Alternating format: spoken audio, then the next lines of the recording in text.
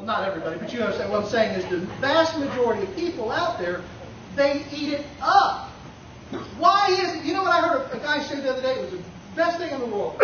We were talking about the battles that men fight with lust and the way the media just puts out these portrayals of women that objectifies them and makes them objects for sex and things like that. And we're talking about how hard it is sometimes to be a man in a world that does that. And you know what he said that he has done in his life? He said, Keith, I quit watching commercials.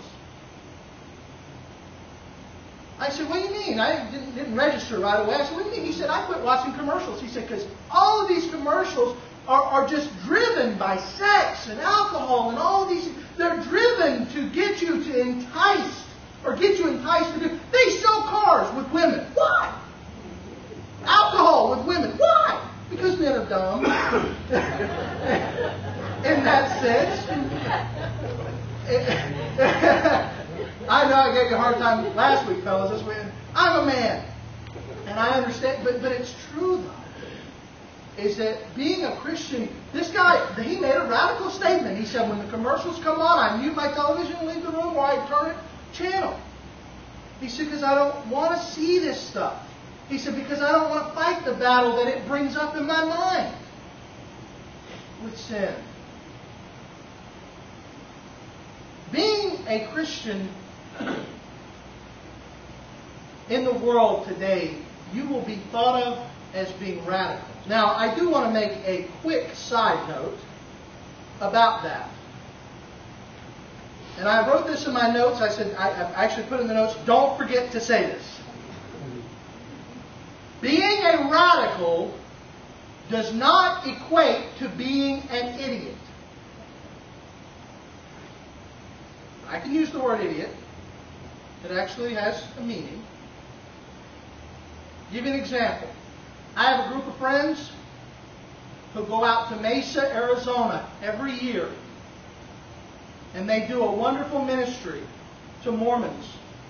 And they try to share with the Mormons the true gospel. Many of you have heard my teachings on the Mormon church, and they have a gospel that is not in line with Scripture. And they go out there, and you know what they do when they go out to share the gospel with the Mormons? They stand very respectfully, and they talk with them, and they dress in a similar way. You know, Mormons often have a very conservative appearance, so they'll be conservative in their appearance. And they will have their tracts, and they will stand by and talk to them very nicely, and they have a very good rapport. That's radical, but it's not stupid. There's another group that goes, and I've seen the video.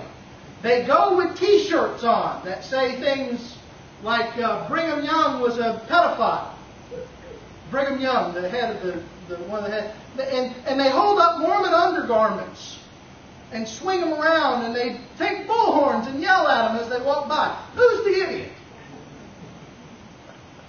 And who is being Christ-like? Now, the one that's radical, the group of my friends that goes, they are being radical because most folks don't even try to witness to Mormons. And I think that we ought to. I think we ought to witness to Jehovah's Witnesses. I had an opportunity to witness to Jehovah's Witness the other day on the phone.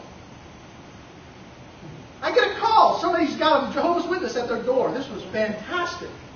They said, Keith, I got somebody here, a Jehovah's Witness. Can you answer a question for him? I said, yeah, put him on speakerphone. And I got an opportunity. He got mad and left, but I didn't say anything ugly to him. I asked him a couple of questions about the gospel. He didn't want to hear the questions that I had. But still, the truth is this, is we take a stand, but we don't be stupid about it.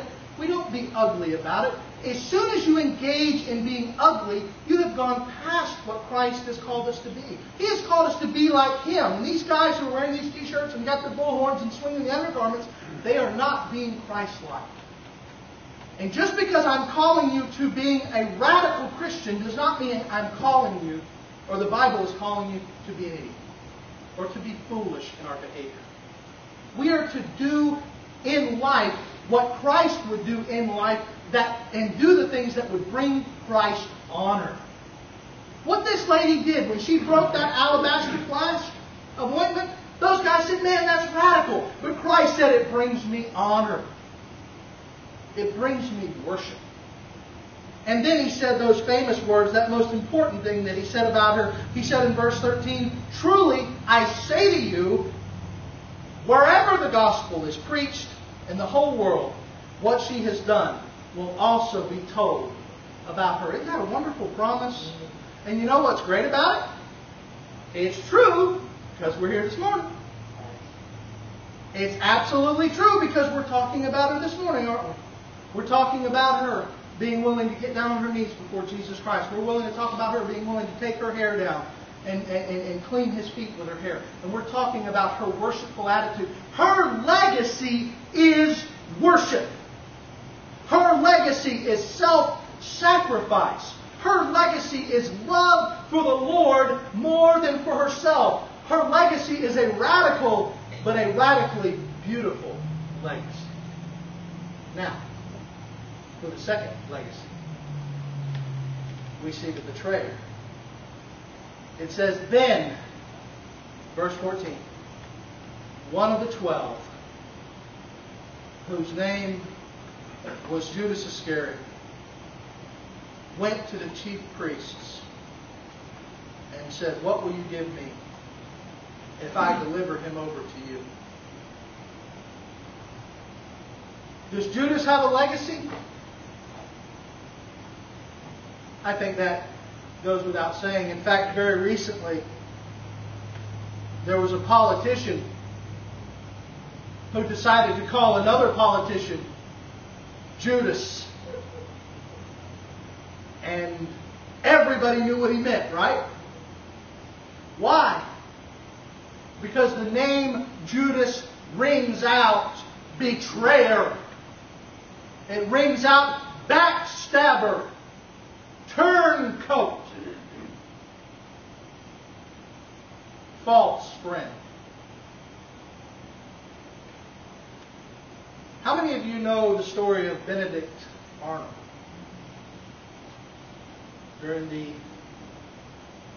Revolutionary War, commander in the Continental Army, Benedict Arnold fought many good fights for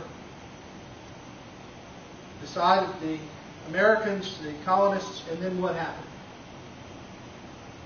He turned his back,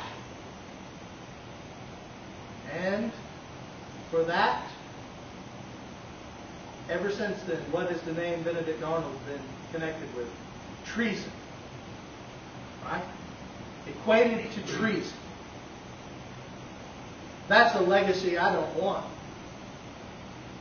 I don't want the legacy of Nero, who will only be remembered for covering Christians in pitch and lighting them on fire in his garden just to watch his garden blow. Or putting Christians inside of the Colosseum and allowing lions to go in and eat them and their children as they run in fear. I don't want the legacy of Adolf Hitler, who is remembered only as a madman who felt that his racial superiority gave him the right to exterminate entire groups of people, including the Jews and many others. Or how about the legacy of Osama bin Laden, who will only be remembered by Americans as the one who sent those planes crashing into the towers. All of these have legacies that are easily remembered.